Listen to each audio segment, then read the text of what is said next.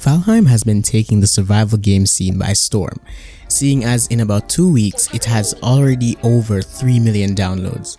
Today we'll be discussing 15 more tips that will totally enhance your Valheim gameplay, making it a smoother and more enjoyable experience. This is a sequel to the last 15 tips video, so if you missed it, you may want to go check it out. What's up heroes, Giovanni's the name, Valheim's the game. Cringe? Yeah, cringe. Anyhow, let's get into it. Save space. Now, if you've been a Viking and have at least 1 hour of gameplay, you may have built a base at this point. As such, you will come to notice that the space becomes an issue real quick. To help minimize the space being taken up, why don't we just stack the chests? Now, you might say, Jeff, are you stupid? We can't stack chests last I checked. Hold on, lads and lasses. Let the chief share a secret. Now, if you simply place a chest on the floor, then place the floor on the chest and the chest on the floor and so on and so forth, you will get yourself a nice stack of chests.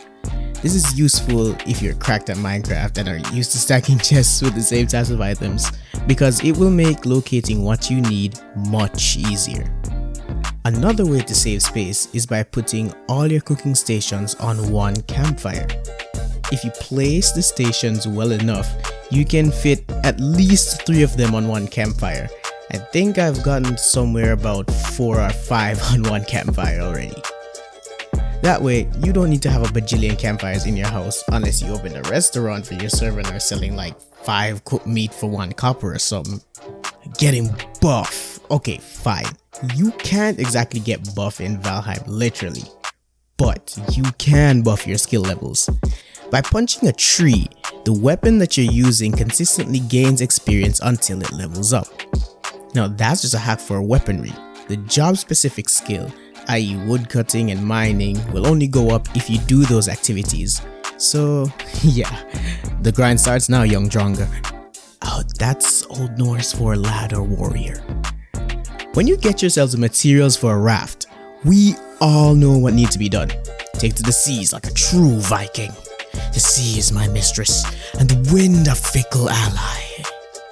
Okay, getting on with the tip. When you do want to disembark from your raft or boat, you need to ensure that the tide doesn't drag it off.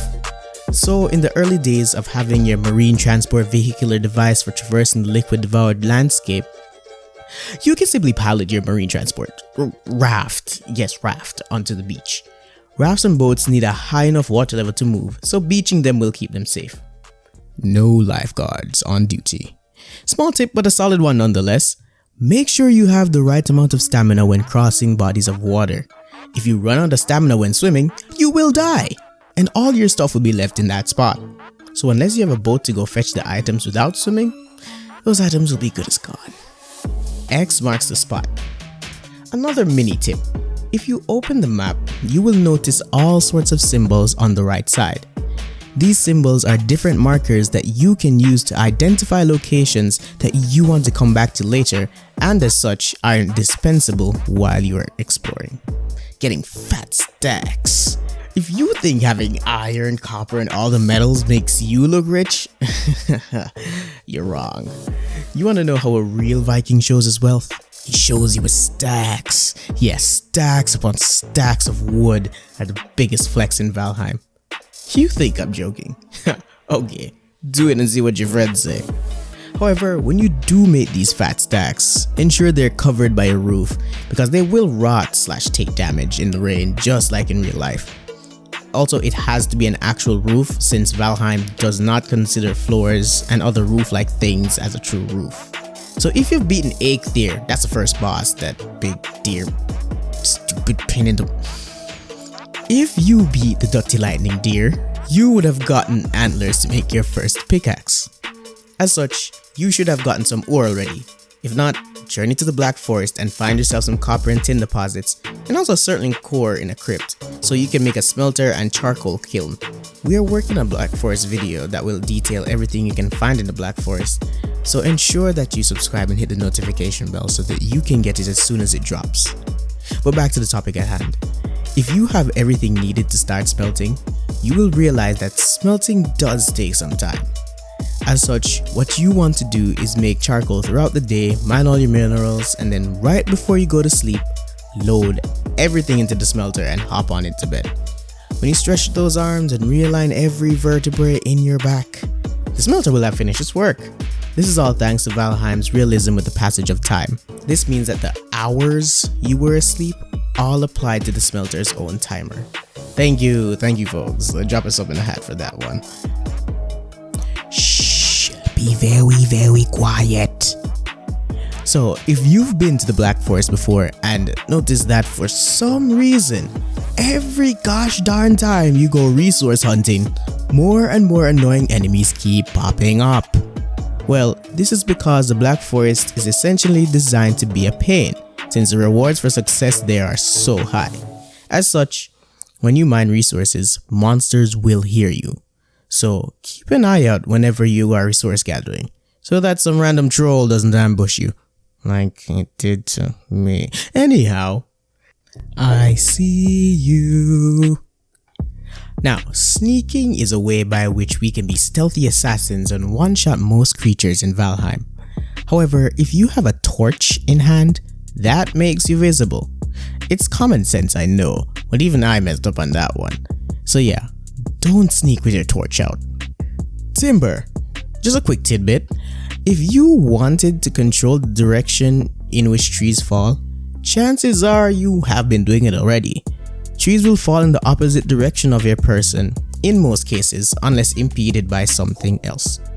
In starting your Valheim journey, you would have had to make a workbench in order to build the advanced recipes or even just a base. But did you know that a workbench has 5 upgrades that give you access to even more recipes?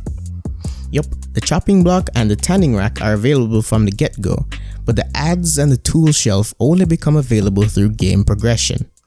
All you need to do is craft each upgrade item and put it next to the workbench. You can tell if they're in range by the dashed line that comes from the upgrade item. The Viking U-Haul. Now, one of the most useful transports you can make in the game is a cart. And once you have a forge and smelter, it is quite easy. Get some tin and copper ore, smelt them down to make a bronze bar. You'll need only 1 bronze bar since 1 bar makes 10 nails, and for this project you only need 10. After that, you only need 20 regular wood and you should see the recipe pop up. Hit that craft button and now you have a mobile inventory. You can, while facing the front of the cart, interact with the cart's inventory and the cart itself. So you can move items from your inventory to the cart by using the E button, or you can equip the cart with the E button as well once you see the word use cart pops up. You can also pull the cart to bring it on resource gathering missions and dragging it through all of the different biomes. I am Stagbreaker. Yes, you know that sick looking hammer in your crafting menu? The one made from deer antlers? That thing is insane! Like, not only can it stun regular enemies, but it is super effective versus skeletons. So, before going to any burial ground or crypt, craft that bad boy and go ham on the skeletons you find. Now, smelters are a massive upgrade to your game progression, but they can be a pain to get coal for since they do not function until you put some coal in there.